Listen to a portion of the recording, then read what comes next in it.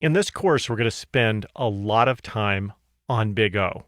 It is a huge topic when it comes to data structures and algorithms. So what is Big O? Big O is a way of comparing two sets of code. And let's say code 1 and code 2 accomplish exactly the same thing. How would you compare one against the other? Code 1 might be more readable. That might be better. Code 2 might be more concise. The code might take up fewer lines. And if that's what you're measuring, then you would say that code 2 is better. Big O is a way of comparing code 1 and code 2 mathematically about how efficient they run.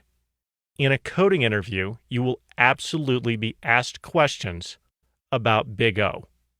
So let's look at what Big O is. Let's say we have a stopwatch and we run code 1 and we start the stopwatch and it runs for 15 seconds. And we reset the stopwatch and we run code 2 and code 2 runs a lot longer than 15 seconds. It runs for a full minute. Based on this, you would say that code 1 is better than code 2. You can measure it. This is called time complexity. The thing about time complexity that is interesting is that it is not measured in time. Because if you took the same code and ran it on a computer that runs twice as fast, it would complete twice as fast. It doesn't make the code any better, it just means the computer is better. So it is measured in the number of operations that it takes to complete something. And we'll look at examples of that as we go along here.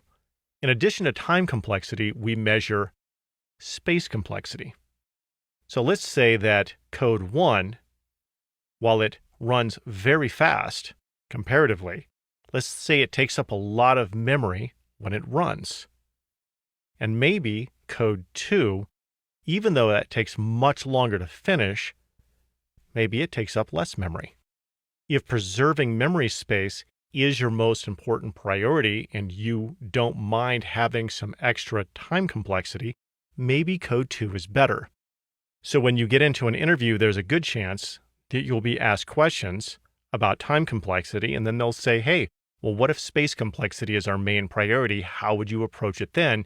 You have to understand both concepts and be able to address that in the job interview. But for the most part in this class, we will be dealing with time complexity. And that is our quick intro to Big O.